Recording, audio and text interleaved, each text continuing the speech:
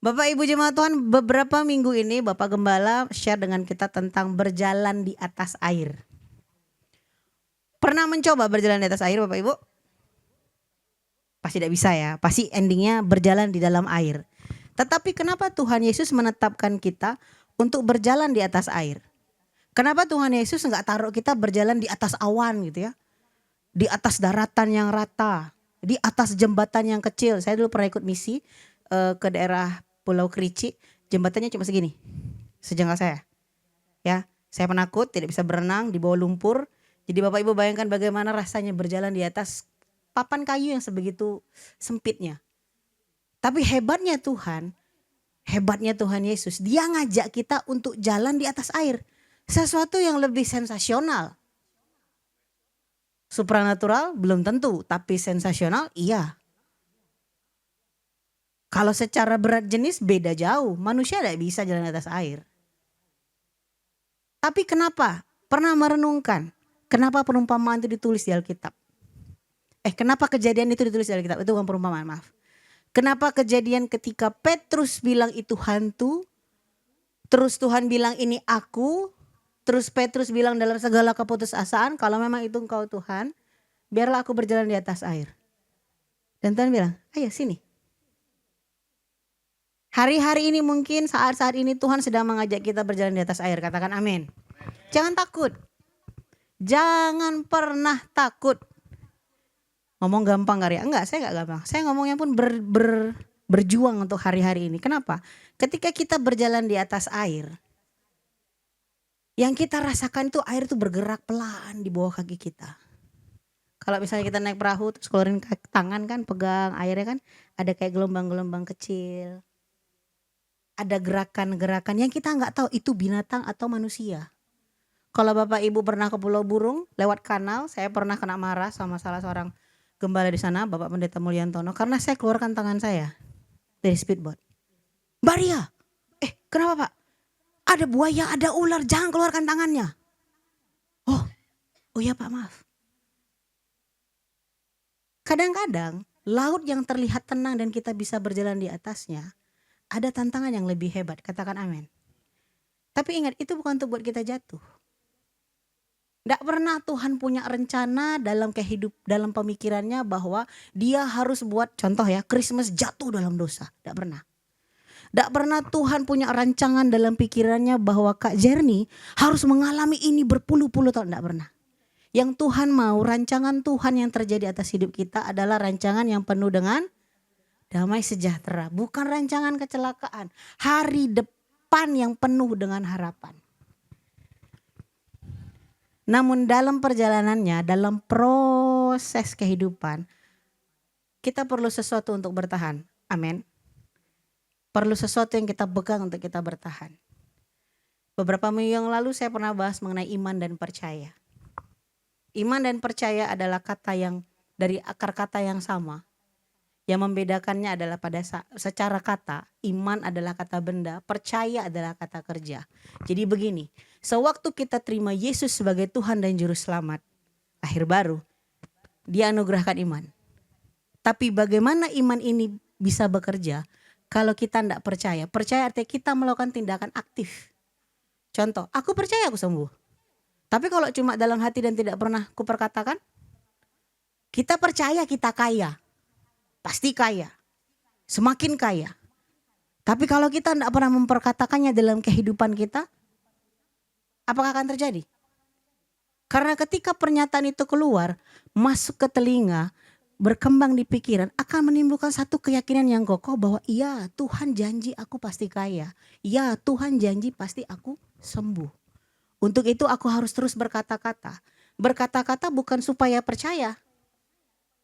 Kita berkata-kata karena kita percaya. Amin. Kita berkata-kata karena kita percaya, bukan supaya aku percaya makanya. Enggak. Iman itu sudah ada di sini. Dan harus diucapkan. Segala perkara dapat kutanggung dalam Dia yang memberikan kekuatan kepadaku. Kalau tidak pernah kita ucapkan, Tuhan, aku percaya Tuhan kasih jalan keluar. Tuhan, aku percaya Tuhan pasti beri segala yang terbaik. Gak akan terjadi sesuatu yang dahsyat seperti yang kita harapkan. Sama waktu kita lagi berjalan di atas air, memang ketetapan Tuhan. Tuhan tetapkan kita untuk berjalan di atas air. Tapi kalau mata ini, hati ini, perkataan ini bukan tentang Kristus, bukan fokus kepada Yesus, bukan memikirkan Yesus, maaf. Kita pasti ngalamin seperti Petrus. Tiba-tiba tenggelam. Sedikit. Minggu ini gak gereja, minggu depan gereja. Minggu ini gak gereja, minggu depan gak gereja. 1 bulan gak gereja, 2 bulan gak gereja, 3 bulan gak bersama-sama, 4 bulan tidak pernah bersekutu dengan saudara seiman, tiba-tiba hilang. Karena apa? Karena iman yang kita miliki tidak pernah kita perkatakan setiap hari. Terus kita diingatkan untuk baca firman, terus kita diingatkan untuk dengarkan firman. Bukan masalah bahwa gembala kita kayaknya kepo banget gitu ya. Nyuruh-nyuruh baca firman, denger khotbah, buka YouTube. Gak tahu, kami gak punya kuota. Di sini ada kuota. Bapak Ibu lihat YouTube, di download, di rumah bisa ditonton. Ya nanti kalau mau tahu passwordnya bisa tanya sama Ko Willem, Mbak Arum, sama saya atau sama Kak Reni. Nah di atas segalanya itu kita harus punya sesuatu yang kita pegang. Kita harus punya sesuatu yang gak bisa diambil orang, yang kita punya seumur hidup. Dan saya temukan setelah kita bahas selama 1 bulan, 2 bulan, 3 bulan. Dari sejak di-sharekan bahwa Jesus walk before us, saya temukan bahwa saya butuh iman untuk perkara itu.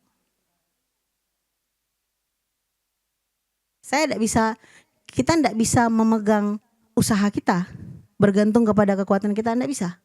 Karena apa? Satu saat itu akan lenyap. Contoh, sekarang sehat, kuat.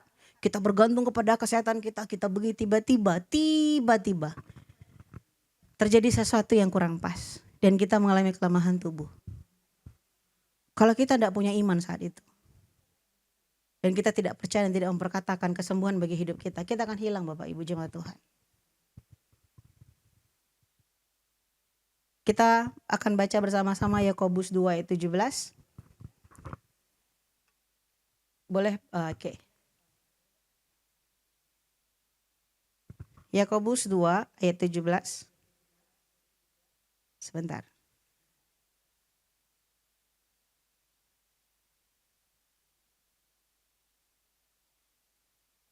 Oke, sama-sama kita baca.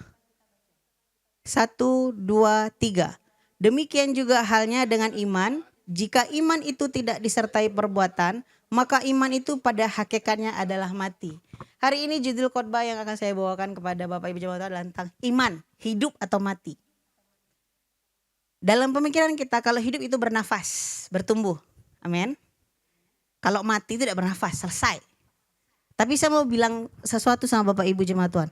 Bapak surgawi itu suka membuat segala sesuatu itu berbanding terbalik dari yang kita pikirkan. Amin.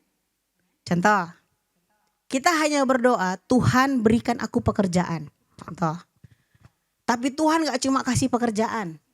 Tuhan kasih kendaraan supaya bisa bekerja. Tuhan kasih penghasilan yang lebih dari cukup. Tuhan kasih sehat, bla bla. Jadi berkali lipat ganda Tuhan kasih. Walaupun kita cuma minta 1. Tuhan minta kerja. Karena apa? Karena Tuhan kita itu tipe bapak yang gak pernah setengah-setengah kalau ngasih. Anaknya minta A, kalau bisa dia kasih dari A sampai Z. Katakan amin. Komplit, lengkap, sama seperti Taman Eden. Dilengkapi Tuhan terlebih dahulu. Dari hari pertama sampai hari ke-5. Hari ke-6 Tuhan bilang, yuk buat manusia yuk serupa segambar dengan kita. Tuhan ngomong nih, Tuhan ciptain, Tuhan taruh Adam. Lengkap. Adam tidak perlu bercocok tanam. Adam tidak perlu tangkap ayam. Adam tak perlu, kalau waktu itu ada babi ya. Tangkap babi.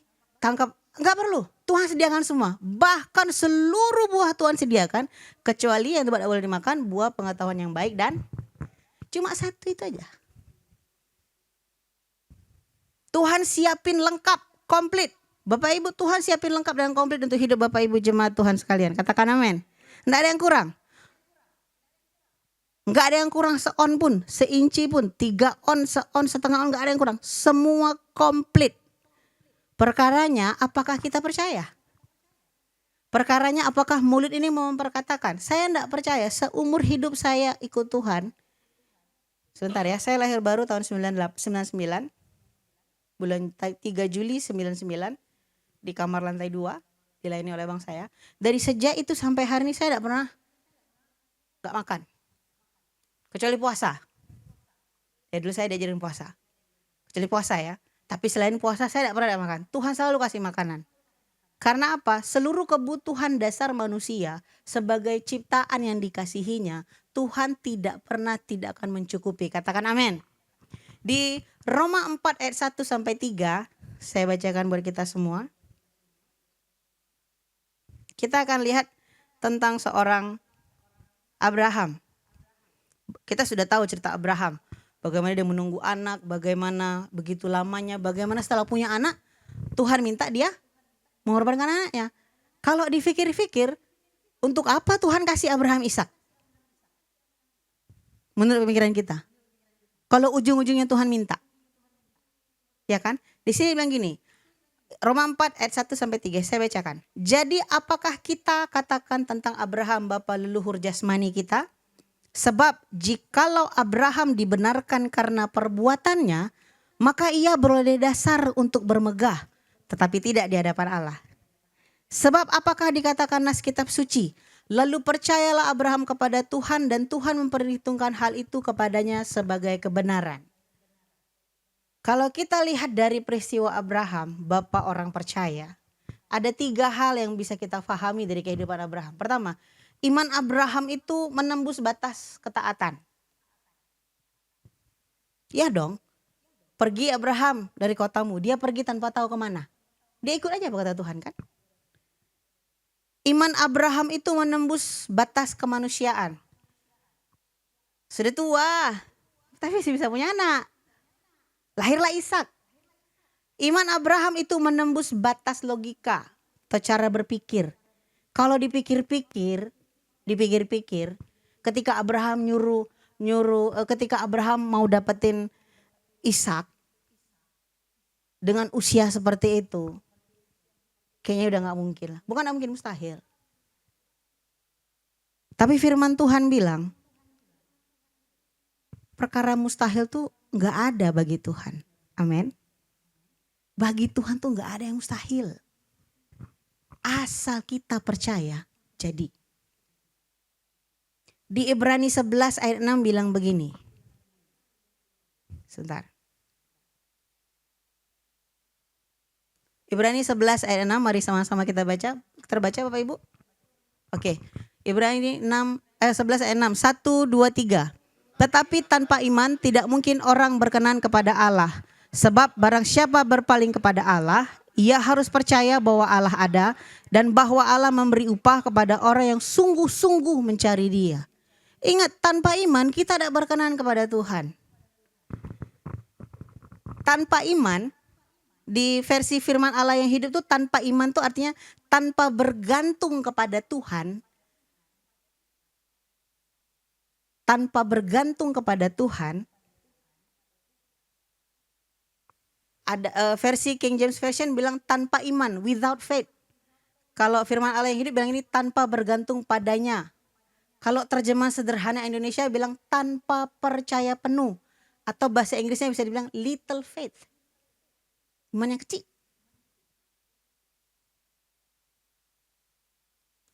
Tapi kontradiksi Bapak Ibu jemaat Tuhan. Kontradiksi sekali, nanti kita akan lihat. Ya. Wow, catatannya banyak ya. Ibrani 2 ayat 2 menjelaskan kenapa harus dengan iman. Kita buka Ibrani 12 ayat 2. Kita banyak baca firman Tuhan pagi hari ini.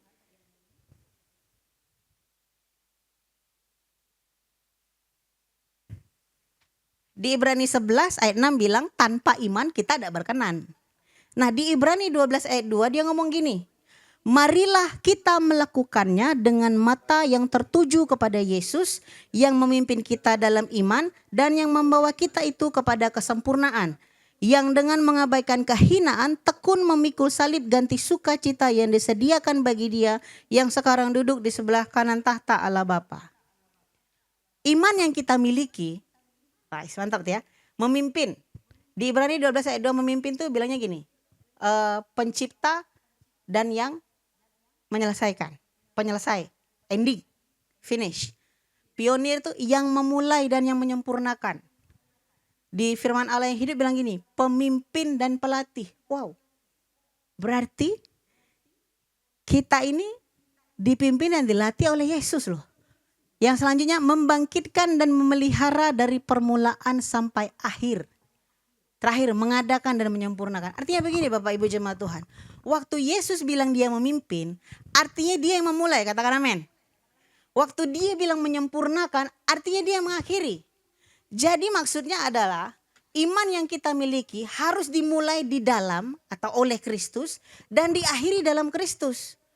Kita tidak bisa memulai iman kita karena kita dengar orang. Kita tidak bisa memulai iman kita karena kita melihat kehidupan orang. Tidak. Kita harus mulai iman kita dengan Yesus. Harus Yesus awalnya. Makanya waktu kita terima Yesus sebagai Tuhan dan Juru Selamat, kita terima otomatis iman itu. Dia anugerahkan bagi kita. Sehingga iman itu tidak akan bisa hilang. Firman Tuhan bilang bahwa sekali diselamatkan, kita tidak akan mungkin hilang dan lenyap. Enggak. Selama-lamanya selamat. Dosa kita diampuni dulu, sekarang, dan selamanya. That's iman. Tidak bisa diganti dengan apapun juga. Makanya Yesus kasih bagi kita. Makanya harus dimulai dari Dia. Sehingga ketika orang berbicara tidak ada yang mustahil bagi orang percaya. Artinya begitu loh. Apapun situasi dan kondisi kehidupan kita. Mungkin kita lagi on fire. Mungkin kita lagi redup-redup sikit. Dari 100 watt ke 90 watt. Dari 90 watt mulai langsung terjun drastis ke 30 watt. No problem. Selama kita percaya. Segala sesuatu mungkin asal kita punya iman. Katakan amin. Segala sesuatu mungkin kalau kita punya iman. Sebentar saya lupa lagunya nanti ya. Yang terakhir ya di terjemah sederhana Indonesia dia menceritakan seperti ini. Sebenarnya masalahnya adalah karena kamu tidak percaya. Asal apa saja bisa terjadi asal kamu percaya kepada Tuhan. Sebenarnya bukan perkara Tuhan tidak mau jawab Bapak Ibu jemaat Tuhan. Sebenarnya bukan perkara Tuhan tidak mau membalikkan kondisi kita menjadi kondisi yang lebih baik dari sebelumnya, bahkan berlimpah, bahagia, berhasil. Bukan itu. Kita kurang percaya. Saya mau bilang awan sebesar telapak tangan bisa lihat ya? Bisa enggak? Jauh nih. Tapi kalau kita percaya Tuhan bukakan. Nih nak, awan sebesar telapak tangan untukmu. Mustahil bagaimana? Enggak. Kita sama-sama buka di Matius 6. Yuk kita buka sama-sama, ini tentang Petrus. Saya akan ceritakan sedikit sesuatu yang menarik. Dan saya percaya kita sudah sering dengar. Karena Bapak Gembala sering bahas. Matius 6 ayat 25 sampai 34.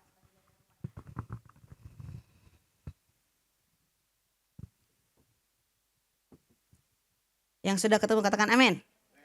Judulnya hal kekhawatiran. Ada lagunya sekolah minggu. Burung pipit yang kecil dikasihi Tuhan, bunga terlebih diriku dikasihi Tuhan, bunga bakung di ladang diberi keindahan, terlebih diriku dikasihi Tuhan. Saya mau bilang burung pipit, bunga bakung itu udah punya iman. Ya kan? Tidak punya iman. Tapi dipelihara Tuhan enggak? Ayat 26 bilang begini. Pandanglah burung-burung di langit yang tidak menabur dan tidak menuai dan tidak mengumpulkan bekal dalam lumbung. Namun diberi makan oleh Bapamu yang di sorga. Bukankah kamu jauh melebihi burung-burung ini? Sekali kita buktikan. Kita pakai firman Tuhan aja. Ayat 28. Dan mengapa kamu khawatir akan pakaian? Perhatikanlah bunga bakung di ladang yang tumbuh tanpa bekerja dan tanpa memintal. Namun aku berkata kepadamu, Salomo dalam segala kemegahannya pun tidak berpakaian seindah salah satu dari bunga itu. Ayat 30 saya lanjutkan. Jadi jika demikian Allah mendandani rumput di ladang yang hari ini ada dan besok dibuang ke dalam api, tidakkah ia akan terlebih lagi mendandani kamu, hai orang yang kurang percaya? Bahasa aslinya, hai you are the people with the little faith. Iman yang kecil. Apakah Tuhan membutuhkan iman sebesar gunung untuk memberkati kita? Lihat loh. Bunga bakung, burung pipit, tidak punya iman, dipelihara Tuhan luar biasa. Bahkan dibilang pakaian Salomo pun dalam segala kemegahannya sama kayak bunga bakung. Lebih indah bunga bakung. Tuhan pelihara. Apalagi kita yang menurut kita imannya kecil. Little faith.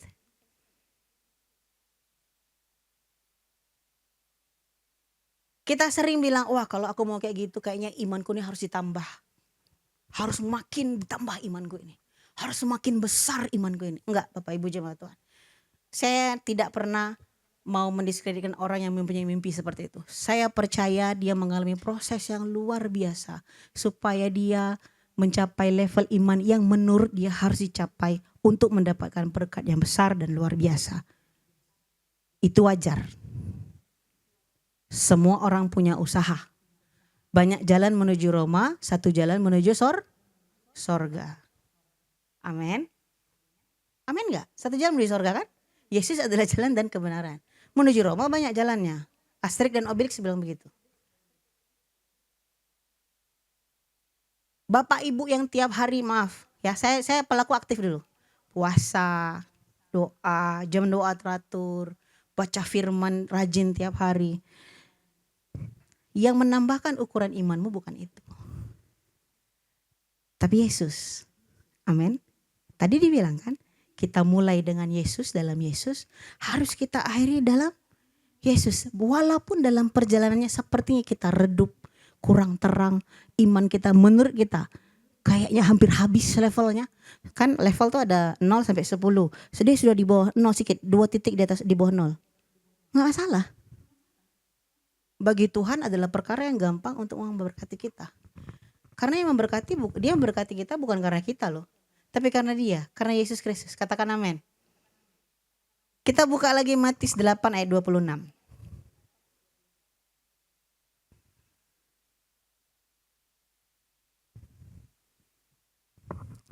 Baik, kita baca bersama-sama. 1, 2, 3. Bentar, ulangi, kurang semangat. Matius 8 ayat 26, 1, 2, 3. Ia berkata kepada mereka, mengapa takut kamu yang kurang percaya? Lalu bangunlah Yesus menghardik angin dan danau itu, maka danau itu menjadi teduh sekali. Kalau dipikir-fikir untuk meredakan angin ribut apa badai itu kan perlu iman yang besar kan. Dan Yesus butuh iman yang besar itu supaya dia tertarik menurut kita. Menurut pemikiran saya zaman dulu, kalau semakin banyak saya melakukan puasa, doa, Tuhan akan semakin tertarik kepada saya dan mulai memberkati saya berlipat kali ganda, pemikiran yang dulu. Di ayat 26 ini, mengapa kamu takut kamu yang kurang percaya? Kurang percaya kembali bahasanya adalah little faith. Bapak Ibu bisa cek di beberapa versi Alkitab. Little faith, tapi Tuhan selamat. Kadang kita melihat orang sakit kanker, tumor, sudah kemoterapi 25 kali. Contoh. Kita bilang kurang iman ibu ini. Kurang besar imannya, makanya dia kemoterapi berkali-kali. Kita suka menghakimi kondisi seperti itu. Saya terutama dulu. Karena kita berpikir bahwa iman yang besar harus dimiliki orang ini supaya dia diselamatkan Tuhan. Salah Bapak Ibu jemaat Tuhan. Saya mau bilang itu pemikiran salah. Bagi Tuhan, dia menemukan setitik percayamu kepadanya. Dan kau bilang, Tuhan aku percaya. That time Tuhan langsung bertindak. Tidak ada penundaan. Katakan amin. Bukan karena siapa dirimu. Tapi karena siapa dirinya yang tinggal dalam kita. Lanjut kita buka Matius 14. Nah, ini baru dibahas Bapak Gembala kita beberapa minggu ini. Bapak Ibu jemaat Tuhan, saya mau bilang, jangan pernah lewatkan pertemuan-pertemuan ibadah. Katakan amin. Baik itu GFA, Family Altar, baik itu ibadah minggu. Karena apa? Karena firman Tuhan yang disampaikan seringnya berkesinambungan dan membuat kita semakin kaya, semakin diberkati, semakin dekat dengan Tuhan Yesus. Katakan amin. Oke, beberapa minggu lalu Bapak Gembala sudah bahas ini. Saya baca untuk kita semua mulai ayat 30.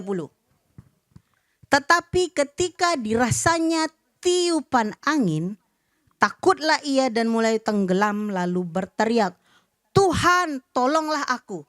Terus. Segera Yesus mengulurkan tangannya, memegang dia dan berkata, hai orang yang little faith, mengapa kamu bimbang? Saya curiga kayaknya waktu itu Petrus tidak punya iman lagi kan, udah tenggelam dia. Takut. Tiupan angin mulai terasa. Wah, badai kehidupan mulai melanda. Penghalang-penghalang kayaknya sudah di depan mata. Udah gak bisa disingkirkan lagi. Tembok-tembok semakin tinggi. Udah gak bisa dipanjat. Udah bisa naiki lagi. Tapi Tuhan tahu ada sedikit iman yang tinggal dalam diri kita. Dan waktu kita bilang, Tuhan tolong. Tangan Tuhan langsung datang.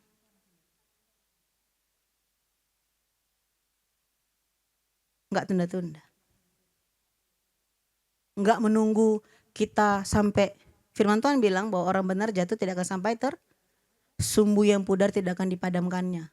Bulu yang terkulai tidak akan dipatahkannya.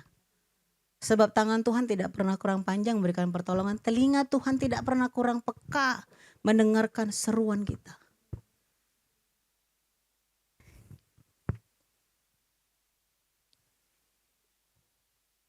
Bapak Ibu jemaat Tuhan, kalau kita nonton film Passion of the Christ, pembuatan film itu luar biasa. Kita bisa baca kesaksiannya di banyak YouTube, di internet. Tapi saya bilang, pernah gak bayangkan bagaimana perasaan Bapak waktu lihat anaknya dicambuk? Waktu lihat anaknya dimakateduri, anaknya diludahi. Kita aja maaf, saya orang tua ya. Beda sih kalau orang tua saya sih enggak sih kayaknya. Orang tua zaman sekarang, lihat anaknya dicowel sedikit sama gurunya udah ngamuk kan? Bayangkan Bapak Surgawi. Tapi demi menunjukkan bahwa hanya anaknya lah satu-satunya jalan dan kebenaran dan hidup bagi kita. Bagi kita semua. Dia palingkan wajahnya. Tuhan Yesus bilang, Eli, Eli lam sabachthani. Ya Allahku, mengapa engkau meninggalkan aku?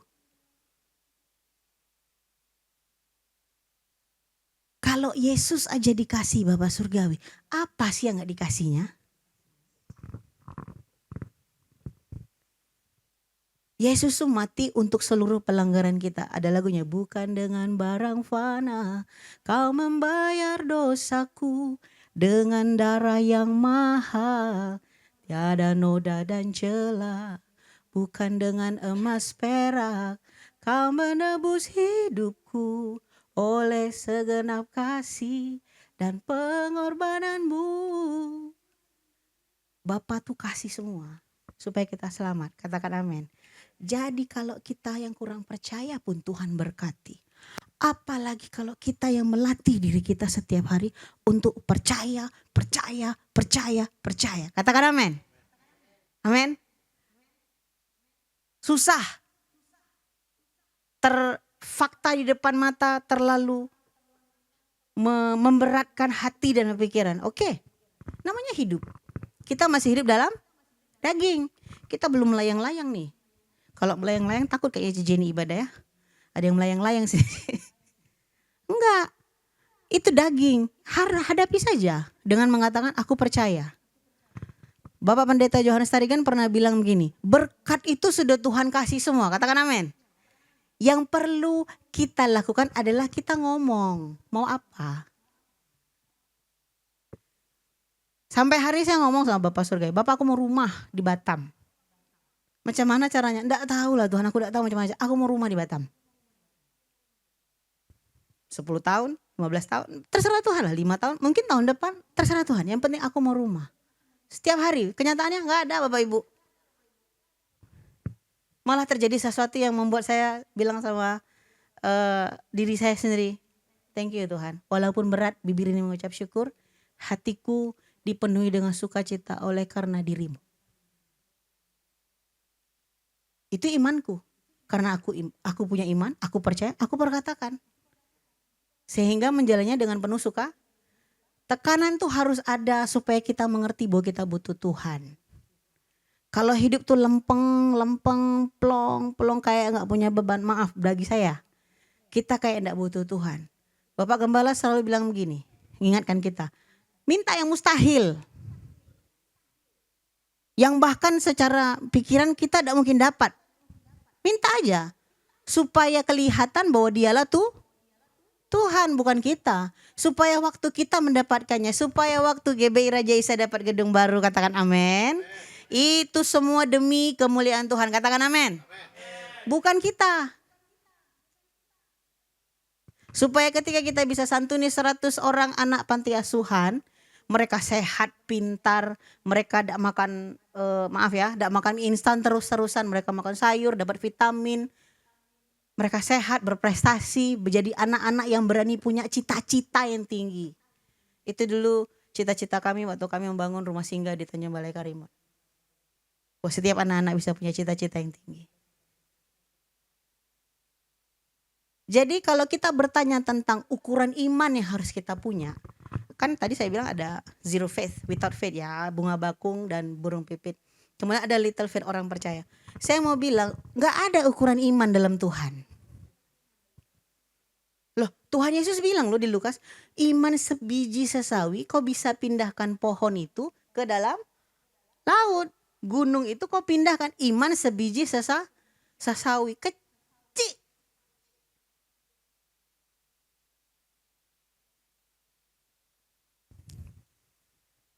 Di Markus 11 ayat 22, Yesus bilang begini.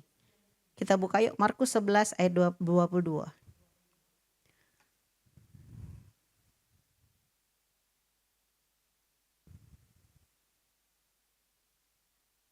Wow.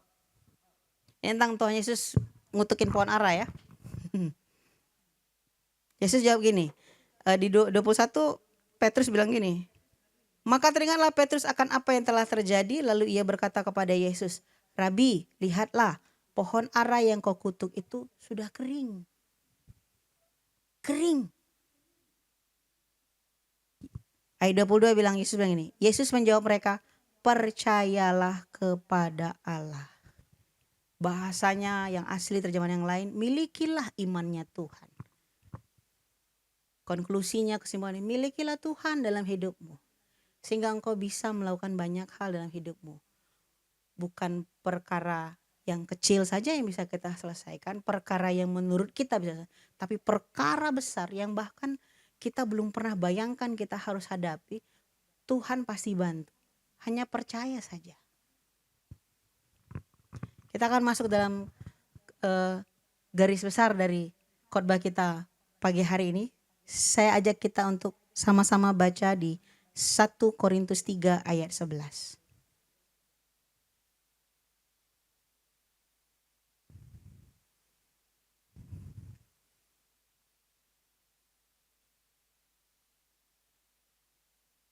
Oke, saya sudah tampilkan rupanya di depan. Boleh sama-sama kita baca. 1 Korintus 3 ayat 11. 1, 2, 3. Karena tidak ada seorang pun yang dapat meletakkan dasar lain daripada dasar yang telah diletakkan, yaitu Yesus Kristus. Amin. Jadi dasarnya adalah Yesus Kristus, Bapak Ibu. Ya. 1 Korintus 2 ayat 9, sama-sama kita baca. Tetapi seperti ada tertulis, apa yang tidak pernah dilihat oleh mata dan tidak pernah didengar oleh telinga dan yang tidak pernah timbul dalam hati manusia, semua yang disediakan Allah untuk mereka yang mengasihi Dia, yaitu Yesus.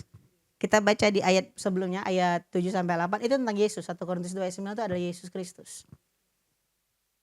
Dan kita baca ayat tentang iman yang pasti saya harap Bapak Ibu sudah hafal, di Ibrani 11 ayat 1.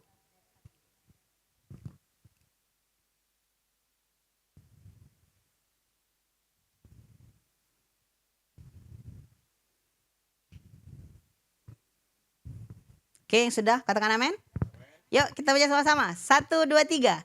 Iman adalah dasar dari segala sesuatu yang kita harapkan dan bukti dari segala sesuatu yang tidak kita lihat. Katakan amin. Bapak Ibu jemaat Tuhan, iman itu sudah ada dalam diri kita. Kalau menurut studi kata, iman itu dibagi dari dua, yaitu ada kata kerja, ada kata benda. Kata bendanya adalah iman, kata kerjanya adalah percaya.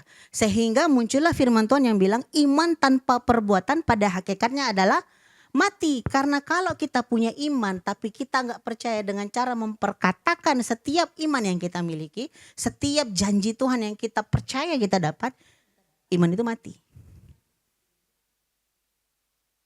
Nah pagi hari ini saya mau sampai pada satu konklusi bagi kita semua. Ternyata iman itu bukan benda mati.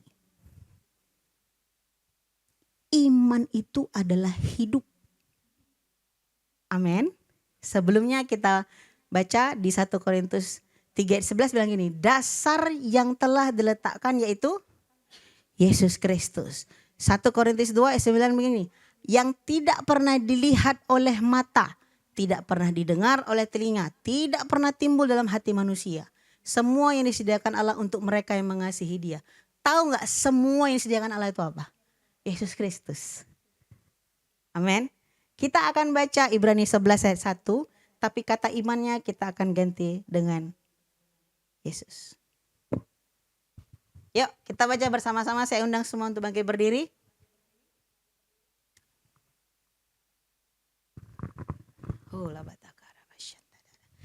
Ini adalah Ibrani 11 ayat 1. Berdasarkan dari firman Tuhan yang kita baca 1 Korintus 3 ayat 11. Bahwa Yesus adalah dasarnya. 1 Korintus 2 ayat 9 bahwa Yesus adalah bukti dari yang tidak kita lihat. Hari ini kita mau proklamirkan iman yang adalah hidup, yaitu Yesus sebagai dasar dan bukti. Amin. Sama-sama kita baca 1, 2, 3.